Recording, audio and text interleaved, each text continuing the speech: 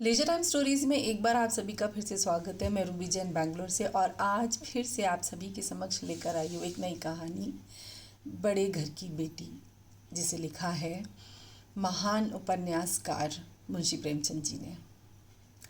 मुंशी प्रेमचंद जी की श्रेष्ठतम रचनाओं में से एक है ये कहानी। सामाजिक जीवन के सूक्ष्म चित्रकार मुंशी प्रेमचंद ने इस कहानी में मध्यम वर्ग के गृहस्थ जीवन की एक ऐसी घटना को चित्र किया है जो हमारे घरों में आए दिन घटती रहती है। तो आइए सुनते हैं आज की कहानी, बड़े घर की बेटी। और एक बार बता दूं, ये कहानी फिर से ली गई है साहित्य वैभव में से, जो कि प्रथम पीयूसी हिंदी पाठ्यक्रम में से है। बेनी माधव सिंह गौरीपुर गांव के जमींदार और नंबरदार थे। उनके पितामह किसी समय बड़े धन धान्य से संपन्न थे। गांव का पक्का तालाब और मंदिर, जिनकी अब मरम्मत भी मुश्किल थी, उन्हीं की कीर्ति के स्तंभ थे। कहते हैं इस दरवाजे पर हाथी झूमता था। अब उसकी जगह एक बूढ़ी भैंस बंधी हुई थी, जिसके शरीर में अस्थि पंजर के सिवा और कुछ शेष ना रहा था, पर दूध शायद बहुत देती थी, क्योंकि एक न एक आदमी हांडी लिए उसके सिर पर सवार ही रहता था। बेनी माधव सिंह अपनी आधी से अधिक संपत्ति वकीलों को भेंट कर चुके थे। उनकी वर्तमान आय 1000 रुपये वार्षिक से अधिक न थी। ठाकुर साहब के 2 बेटे थे। बड़े का नाम श्रीकंठ था। उसने बहुत दिनों से के परिश्रम और उद्योग के बाद बीए की डिग्री प्राप्त की थी। अब एक दफ्तर में नौकर था। छोटा लड़का लाल बिहारी सिंह दोहरे बदन का सजीला जवान था। भरा हुआ मुखड़ा, चौड़ी छाती। भैंस का 2 से ताजा दूध वह उठकर सवेरे पीता था। श्रीकंठ सिंह की दशा बिल्कुल विपरीत थी। इन नेत्र प्रिय गुणों को उन्होंने बीए, इन्हीं 2 अक्षरों पर न्यौछावर कर दिया था। इन 2 अक्षरों ने उनके शरीर को निर्बल और चेहरे को कांतिहीन बना दिया था। इसी से वैद्यक ग्रंथों पर उनका विशेष प्रेम था। आयुर्वेदिक औषधियों पर उनका अधिक विश्वास था। शाम सवेरे से उनके कमरे से प्रायः खरल की सुरीली कर्ण मधुर ध्वनि सुनाई दिया करती थी। खरल, जिसमें आयुर्वेदिक जैसे हम खरल मूसल जिसे हम कहते हैं ना, जिसमें डाल कर के हम अदरक कूटते हैं, ऐसे ही एक पात्र जैसा जिसमें हम डाल कर के अदरक कूटते हैं। तो आयुर्वेदिक दवाइयाँ भी इसी प्रकार बनती हैं। उसके अंदर दवाइयाँ, औषधियाँ डाल कर के चूरन जैसा बनाया जाता है। तो शाम सवेरे उनके कमरे से खरल की सुरीली कर्ण मधुर, यानी कि कानों को प्रिय लगने वाली ध्वनि आवाज़ सुनाई दिया करती थी। लाहौर और कलकत्ते के वैद्यों से बड़ी लिखा पड़ी रहती थी। श्रीकंठ इस अंग्रेजी डिग्री के अधिपति होने पर भी अंग्रेजी सामाजिक प्रथाओं के विशेष प्रेमी न थे, बल्कि वह बहुधा बड़े जोर से उसकी निंदा और तिरस्कार किया करते थे। इससे गांव में उनका बड़ा सम्मान था। दशहरे के दिनों में वे बड़े उत्साह से रामलीला में सम्मिलित होते और स्वयं किसी न किसी पात्र का पाठ लेते थे। गौरीपुर में रामलीला के वही जन्मदाता थे। प्राचीन हिंदू सभ्यता का गुणगान उनकी धार्मिकता का प्रधान अंग था। सम्मिलित कुटुंब के तो वह एकमात्र उपासक थे। आजकल स्त्रियों को कुटुंब में मिलजुल कर रहने की जो अरुचि होती है, उसे वह जाति और देश दोनों के लिए हानिकारक समझते थे।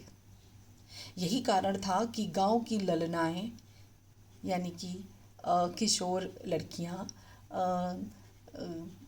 जवान किशोरावस्था प्राप्त लड़कियां, महिलाएं उनकी निंदक थीं।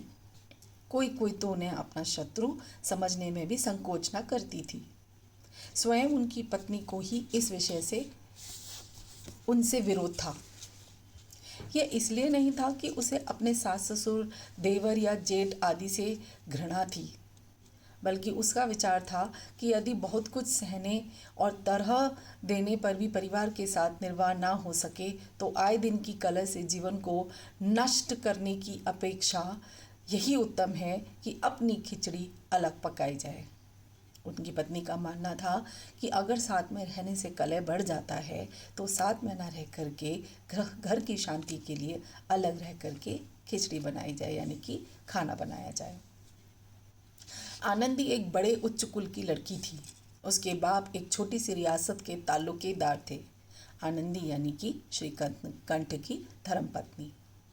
विशाल भवन, एक हाथी, 3 कुत्ते, बाज, बहरी, शिकरे, झाड़ फानूस, ऑनररी मजिस्ट्रेटी और ऋण, जो एक प्रतिष्ठित ताल्लुकेदार के भोग्य पदार्थ हैं, यहाँ सभी विद्यमान थे। नाम था भूप सिंह। ताल्लुकेदार, प्रतिष्ठित ताल्लुकेदार यानी फेमस लैंडलॉर्ड। बड़े उदार चित्त और प्रतिभाशाली पुरुष थे, पर दुर्भाग्य से लड़का एक भी न था। 7 लड़कियां हुईं और दैव योग से सबकी सब जीवित रहीं। पहली उमंग में तो उन्होंने 3 ब्याह दिल खोल कर किए, यानी अपनी पहली 3 बेटियों के ब्याह यानी कि शादी बहुत ही मन से की, जितना उनसे हो सकता था। पर 15-20 हज़ार रुपयों का कर्ज सिर पर हो गया तो आंखें खुली, हाथ समेट लिया। आनंदी चौथी लड़की थी। खुलकर शादी करने की वजह से, शादी ब्याह में धूमधाम ज़्यादा बजाने की वजह से उनके ऊपर 15-20 हज़ार का कर्जा हो गया, तो उन्होंने अपना हाथ भी पीछे खींच लिया। अब आनंदी की बारी थी। वो चौथी लड़की थी। वह अपनी सब बहनों से अधिक रूपवती और गुणवती थी। इससे ठाकुर भूप सिंह उसे बहुत प्यार करते थे। सुंदर संतान को कदाचित उसके माता पिता भी अधिक चाहते हैं। ठाकुर साहब बड़े धर्म संकट में थे कि इसका विवाह कहाँ करें। ना तो यही चाहते थे कि ऋण का बोझ बढ़े और ना यही स्वीकार था कि उसे अपने को भाग्यहीन समझना पड़े। एक दिन श्रीकंठ उनके पास किसी चंदे का रुपया मांगने आए। शायद नागरी प्रचार का चंदा था। भूप सिंह उनके स्वभाव पर रीझ गए और धूमधाम से श्रीकंठ सिंह का आनंदी के साथ ब्याह हो गया। भूप सिंह यानी कि आनंदी के पिता श्रीकंठ जब भूप सिंह के यहाँ चंदा मांगने आए किसी कारणवश, तो वो उनके स्वभाव से यानी कि आनंदी के पिता श्रीकंठ के स्वभाव से उन पर मोहित हो गए, उनसे खुश हो गए। आनंदी अपने नए घर में आई तो यहाँ का रंग ढंग कुछ और ही देखा। जिस टीम टाम की उसे बचपन से ही आदत पड़ी हुई थी वह यहाँ नाम मात्र को भी न थी। हाथी घोड़ों को का तो क्या ही कहना, कोई सजी हुई सुंदर बहली तक न थी। हाथी घोड़ों तो छोड़, कोई मन बहलाने वाली गाड़ी तक न थी। रेशमी स्लीपर साथ लाई थी, पर यहाँ बाग कहाँ। मकान में खिड़कियाँ तक न थीं, न ज़मीन पर फर्श, न दीवार पर तस्वीरें। यह सीधा सादा देहाती गृहस्थ का मकान था। किंतु आनंदी ने थोड़े ही दिनों में अपने को इस नई अवस्था के लिए ऐसा अनुकूल बना लिया मानो उसने विलास के सामान कभी देखे ही ना थे। सच ही है, पति के घर आकर स्त्रियां स्वयं को उस रहन सहन के हिसाब से ढाल ही लेती हैं। एक दिन दोपहर के समय लाल बिहारी सिंह 2 चिड़िया लिए हुए आया और भावत से बोला, भाभी से जल्दी से पका दो, मुझे भूख लगी है। आनंदी भोजन बनाकर उसकी राह देख रही थी। अब वह नया व्यंजन बनाने बैठी। हांडी में देखा तो घी पाव भर से अधिक न था। बड़े घर की बेटी किफ़ायत क्या जाने। अब वो बड़े घर की बेटी थी, उसके देवर ने उसको चिड़िया ला के दी तो वो पकाने बैठ गई। और हांडी यानी कि बर्तन में उसे कोई पाव यानी कि 250 ग्राम्स 250 ग्राम घी दिखा। उसने सोचा भी नहीं था कि उसमें से कुछ बचा ले। उसने तो खाना बनाना शुरू कर दिया। उसने सब घी मांस में डाल दिया। लाल बिहारी खाने बैठा तो दाल में घी न था। बोला, दाल में घी क्यों नहीं छोड़ा? आनंदी ने कहा, घी सब मांस में पड़ गया। लाल बिहारी जोर से बोला, अभी परसों ही घी आया है, इतना जल्दी उठ गया? आनंदी ने उत्तर दिया, आज तो कुल पाव भर रहा होगा, वह सब मैंने मांस में डाल दिया। जिस तरह सूखी लकड़ी जल से जल उठती है, उसी तरह क्षुधा से बावला मनुष्य जरा जरा सी बात पर तिनक जाता है। कहते हैं कि जिस तरह लकड़ी, सूखी लकड़ी, उसमें ज़रा सा भी तिलंगा भर दिखा दो, यानी ज़रा सी भी आग दिखा दो तो वो तुरंत जल उठती है। उसी प्रकार भूखा मनुष्य छोटी छोटी सी बात पर तिनक जाता है, भड़क उठता है। लाल बिहारी को भावज यानी कि भाभी की यह बात या ठिठाई बहुत बुरी मालूम हुई। तिनक कर बोला, मैं तो चाहे घी की नदी बहती हो। स्त्रियां गालियां सह लेती हैं, मार भी सह लेती हैं, पर मैके की निंदा उनसे नहीं सही जाती। आनंदी मुंह फेर कर बोली, हाथी मरा भी तो 9 लाख का, वह इतना घी नित्य नाई कहार खा जाते हैं। लाल बिहारी जल गया, थाली उठाकर पटक दी और बोला, जी चाहता है जीभ पकड़ के खींच लूं। आनंदी को भी क्रोध आ गया, मुंह लाल हो गया। बोली, वह होते तो आज इसका मजा चखाते। अब अपड़ उज्जड ठाकुर से ना रहा गया। उसकी स्त्री एक साधारण जमींदार की बेटी थी। जब जी चाहता उस पर हाथ साफ कर लिया करता था। खड़ाऊ उठाकर आनंदी की ओर जोर से फेंकी और बोला, जिसके गुमान पर भूली हुई हो उसे भी देख लूंगा और तुम्हें भी। आनंदी ने हाथ से कढ़ाऊ रोकी, सिर बच गया, पर उंगली में बड़ी चोट आई। क्रोध के मारे हवा से हिलते पत्ते की भांति कांपती हुई अपने कमरे में आ खड़ी हुई। स्त्री का बल और साहस, मान और मर्यादा पति तक है। उसने अपने पति के ही बल और पुरुषत्व का घमंड होता है। आनंदी खून का घूंट पीकर रह गई। श्रीखंड सिंह शनिवार को घर आया करते थे। बृहस्पति को यह घटना हुई थी। 2 दिन तक आनंदी को भवन में रही, न कुछ खाया न पिया, उनकी बाट देखती रही। अंत में शनिवार को वह नियमानुकूल संध्या समय घर आए। हर शनिवार को जिस प्रकार श्रीकंठ अपने घर आया करते थे, उसी तरीके से जैसा कि नियम था, उसी समय संध्या के समय घर आए और बाहर बैठकर कुछ इधर उधर की बातें की। कुछ देश काल संबंधी समाचार तथा कुछ नए मुकदमों की आदि की चर्चा करने लगे। यह वार्तालाप 10 बजे तक होता रहा। गांव के भद्र पुरुषों को इन बातों में ऐसा आनंद मिलता था। गांव के सीधे साधे पुरुष जो हैं, उनको ऐसी बातें सुनने में मज़ा आता था कि खाने पीने की भी सुधि न रहती थी। श्रीकंठ को पिंड छुड़ाना मुश्किल हो जाता था। ये 2-3 घंटे आनंदी ने बड़े कष्ट से काटे। किसी तरह भोजन का समय आया, पंचायत उठी, एकांत हुआ तो लाल बिहारी ने कहा, भैया आप जरा भाभी को समझा दीजिएगा कि मुंह संभाल कर बातचीत किया करें, नहीं तो एक दिन अनर्थ हो जाएगा। बेनी माधव सिंह ने बेटी की ओर साक्षी दी। हाँ, बहू बेटियों का यह स्वभाव अच्छा नहीं कि मर्दों के मुंह लगें। लाल बिहारी, वे एक बड़े घर की बेटी है तो हम भी कोई कुर्मी कहार नहीं हैं। श्रीकंठ ने चिंतित स्वर में पूछा, आखिर बात क्या हुई? लाल बिहारी ने कहा, कुछ भी नहीं, यूं ही आप उलझ पड़ी। मैके के सामने हम लोगों को कुछ समझती ही नहीं। श्रीकंठ खा पीकर आनंदी के पास गए। वे भरी बैठी थी। ये हजरत भी कुछ तीखे थे। आनंदी ने पूछा, चित्त तो प्रसन्न है?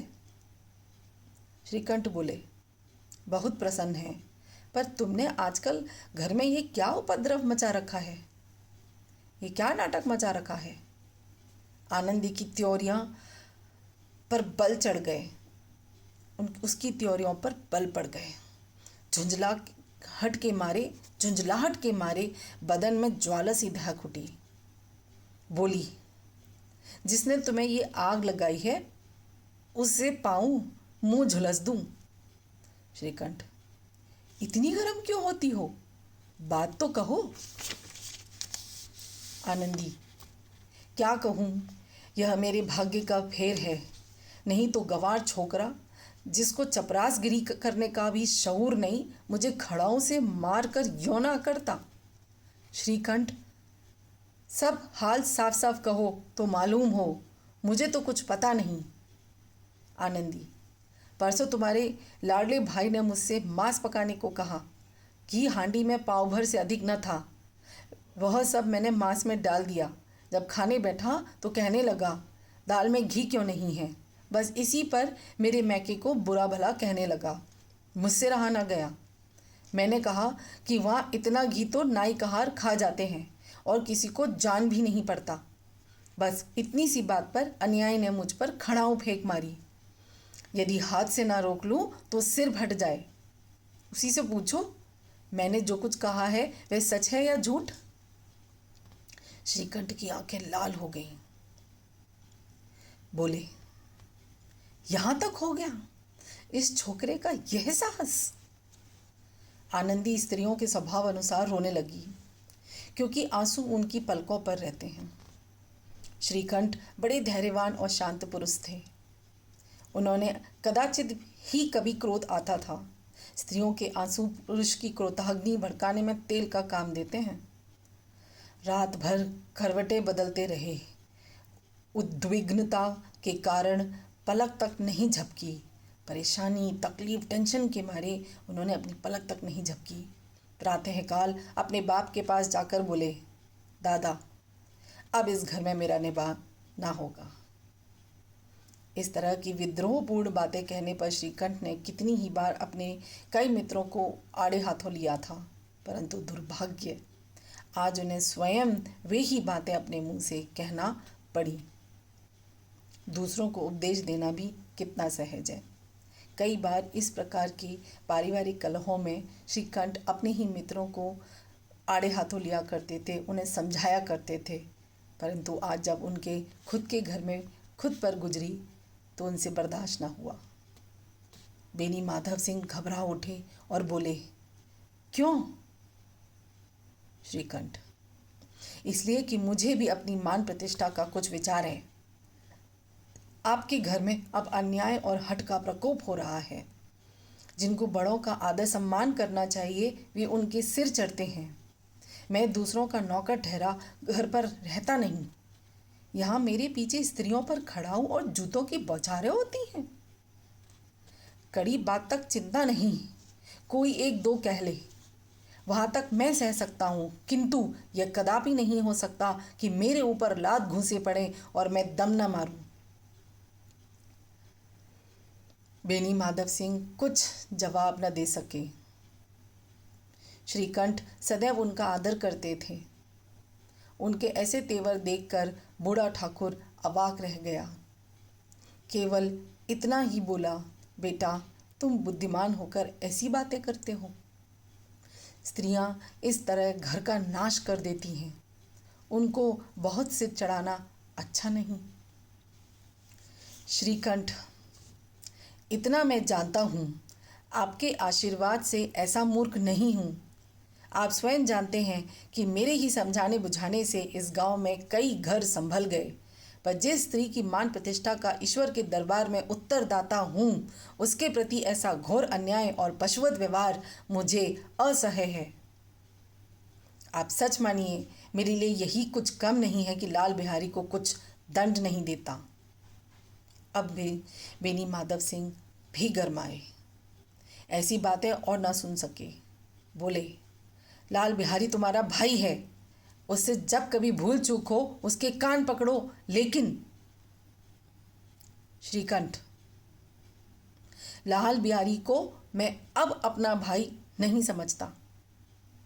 बेनी माधव सिंह, स्त्री के पीछे? श्रीकंठ, जी नहीं, उनकी क्रूरता और अविवेक के कारण। दोनों कुछ देर चुप रहे। ठाकुर साहब लड़के का क्रोध शांत करना चाहते थे, लेकिन यह नहीं स्वीकार करना चाहते थे कि लाल बिहारी ने कोई अनुचित काम किया है। इसी बीच में गांव के कई और सज्जन हुक्के चिलम के बहाने वहां आ बैठे।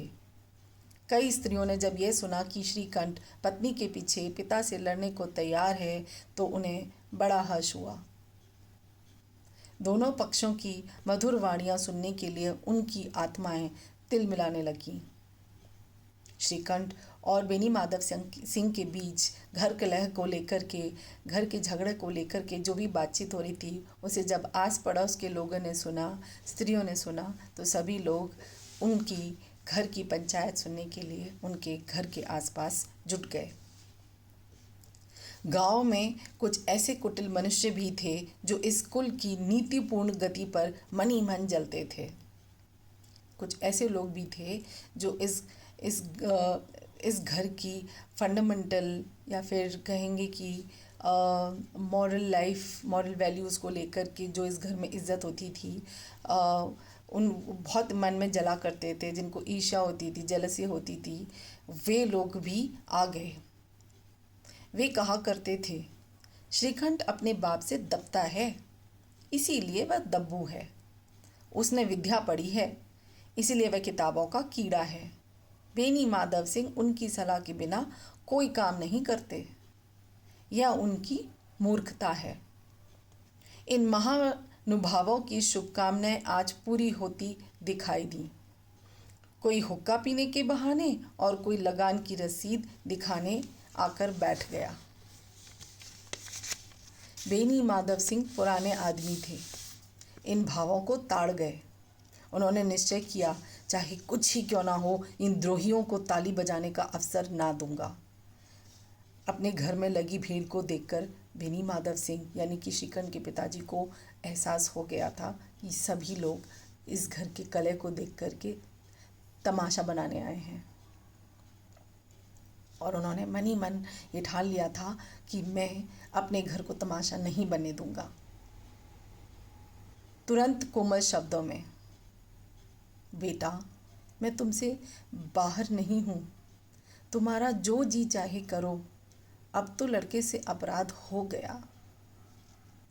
इलाहाबाद का अनुभव रहित झल्लाया हुआ ग्रेजुएट इस बात को न समझ सका।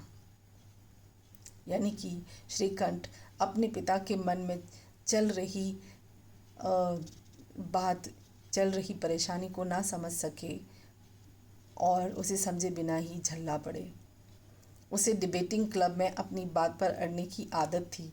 श्रीकंठ को तो हमेशा ही अपनी बात पर अड़ने की आदत थी।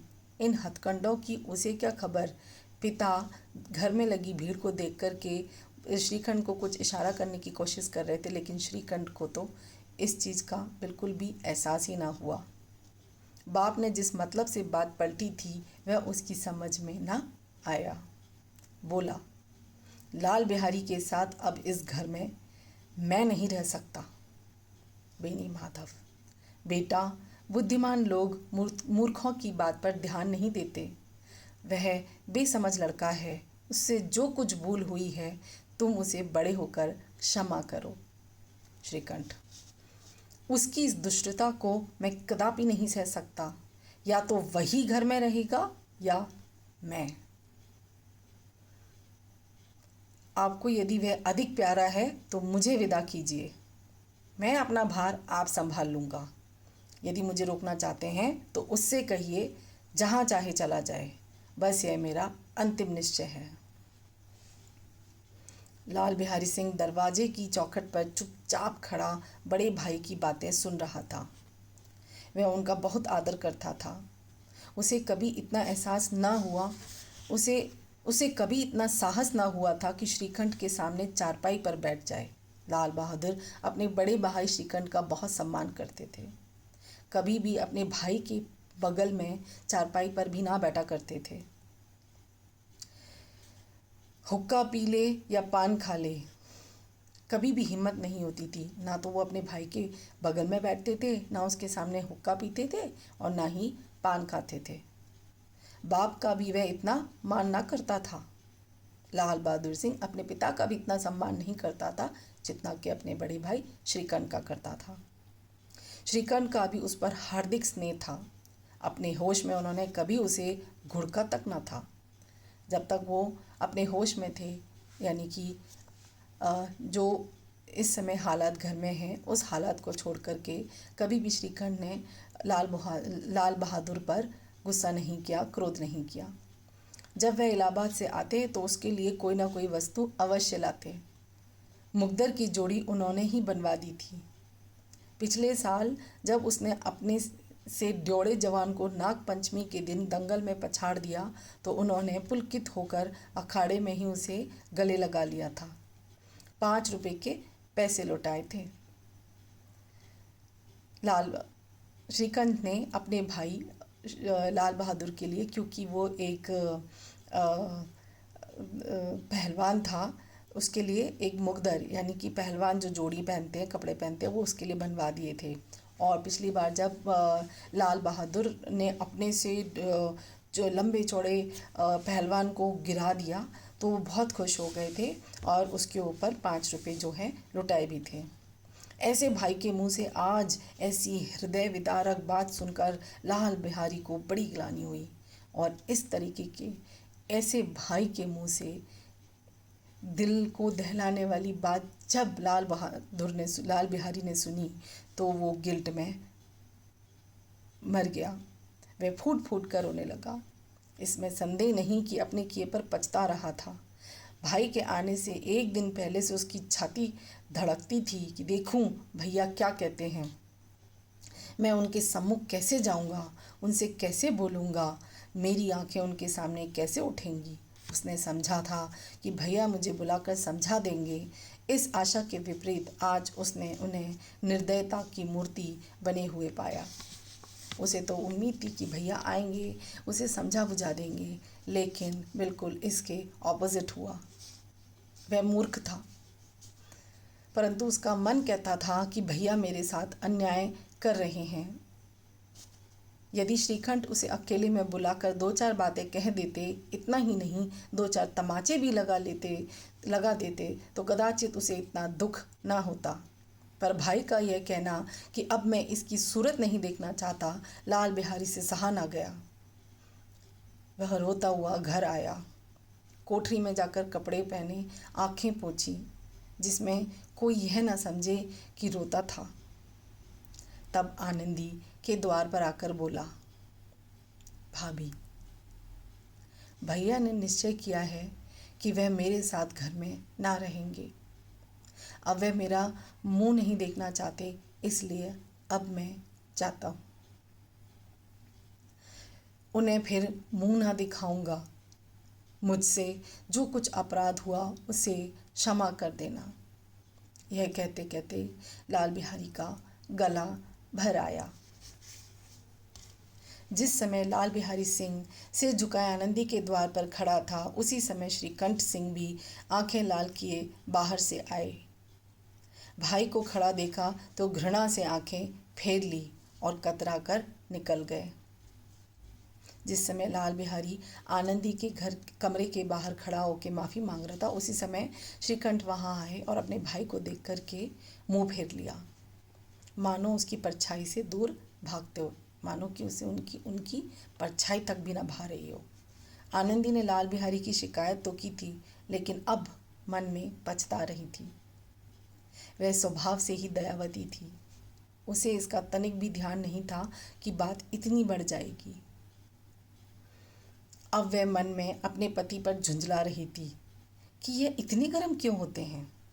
उस पर यह भय भी लगा हुआ था कि कहीं मुझसे इलाहाबाद चलने को कहें तो कैसे क्या क्या करूँगी। इस बीच में जब उसने लाल बिहारी को दरवाजे पर खड़े या कहते सुना कि अब मैं जाता हूँ, मुझसे जो कुछ अपराध हुआ क्षमा करना, तो उसका रहा सहा क्रोध भी पानी हो गया। वह रोने लगी। मन का मैल धोने के लिए नयन जल से उपयुक्त और कोई वस्तु नहीं। श्रीकंठ को देख आनंदी ने कहा, लाला बाहर खड़े बहुत रो रहे हैं। श्रीकंठ, तो मैं क्या करूं? आनंदी, भीतर बुला लो, मेरी जीभ में आग लगे, मैंने कहाँ से ये झगड़ा उठाया? श्रीकंठ, मैं ना बुलाऊंगा। आनंदी, पछताओगे, मुझे उन्हें बहुत गिलानी हो गई है, ऐसा ना हो कहीं चल दें। श्रीकंठ ना उठे। इतने में लाल बिहारी ने फिर कहा, भाभी भैया से मेरा प्रणाम कह दो, वह मेरा मुंह नहीं देखना चाहते, इसलिए मैं भी अपना मुंह उन्हें ना दिखाऊंगा। लाल बिहारी इतना कहकर लौट पड़ा और शीघ्रता से दरवाजे की ओर बढ़ा। अंत में आनंदी कमरे से निकली और उसका हाथ पकड़ लिया। लाल बिहारी ने पीछे फिर के देखा और आंखों में आंसू भरे बोला, मुझे जाने दो। आनंदी, कहाँ जाते हो? लाल बिहारी, जहाँ कोई मेरा मुंह ना देखे। आनंदी, मैं ना जाने दूंगी। लाल बिहारी, मैं तुम लोगों के साथ रहने योग्य नहीं हूं। आनंदी, तुम्हें मेरी सौगंध, अब एक पग भी आगे ना बढ़ाना। लाल बिहारी, जब तक मुझे यह ना मालूम हो जाए कि भैया का मन मेरी तरफ से साफ हो गया, तब तक मैं इस घर में कदापि न रहूंगा। आनंदी, मैं ईश्वर को साक्षी देकर कहती हूँ कि तुम्हारी ओर से मेरे मन में तनिक भी मैल नहीं है। अब श्रीकंठ का हृदय भी पिघला। उन्होंने बाहर आकर लाल बिहारी को गले से लगा लिया। दोनों भाई खूब फूट फूट कर रोए। लाल बिहारी ने सिसकते हुए कहा, भैया अब कभी मत कहना कि तुम्हारा मुंह ना देखूंगा। इसके सिवा आप जो दंड देंगे मैं उसे सहर्ष स्वीकार करूंगा। श्रीकंठ ने कांपते हुए स्वर से कहा, लल्लू, इन बातों को बिल्कुल भूल जाओ। ईश्वर चाहेगा तो फिर ऐसा अवसर न आवेगा। बेनी माधव सिंह बाहर से आ रहे थे। दोनों भाइयों को गले मिलते देखकर आनंद से पुलकित हो गए। बोल उठे, बड़े घर की बेटियां ऐसी ही होती हैं, बिगड़ता हुआ काम बना लेती हैं। गांव में जिसने यह वृतांत सुना, उसी ने इन शब्दों में आनंदी की उदारता को सराहा। बड़े घर की बेटियां ऐसी ही होती हैं। तो हमने देखा मुंशी प्रेमचंद जी ने इस कहानी में एक सामाजिक परिस्थिति को किस प्रकार चित्रित किया है। ये एक ऐसी दशा है जो लगभग हर घर में देखने को मिलती है। लड़ाई झगड़े, छोटा बड़ा, लेकिन सामाजिक कुरीतियाँ, बुराइयाँ या सामाजिक हालातों को मध्यम वर्गीय जो परिवारों में चलता है या फिर किसी भी प्रकार उस समय जो समकालीन परिस्थितियाँ हुआ करती थी समाज की, उसे मुंशी जी ने, प्रेमचंद जी ने बहुत ही सुंदर ढंग से अपनी कहानी में परोसा है। और उन्होंने हर कहानी में किसी न किसी प्रकार का सामाजिक संदेश देने की उनका की योजना होती है। इसीलिए उनको उपन्यास का सम्राट कहा जाता है। और आज की कहानी में भी हमने ये पाया कि उन्होंने किस प्रकार से समाज की व्यथा और समाज में हर नागरिक के कर्तव्य, परिवार में हर सदस्य के कर्तव्य को दर्शाया है कि अच्छा बुरा भला सब जगह होता रहता है, लेकिन संस्कृति किसे कहते हैं, संस्कार क्या होते हैं, भारतीय परिवारों में इस तरीके के हालात रहते हैं, लेकिन हमारे संस्कार इस प्रकार के होते हैं कि हम इस प्रकार के हालातों से हर प्रकार से निपटने को तैयार रहते हैं। धन्यवाद।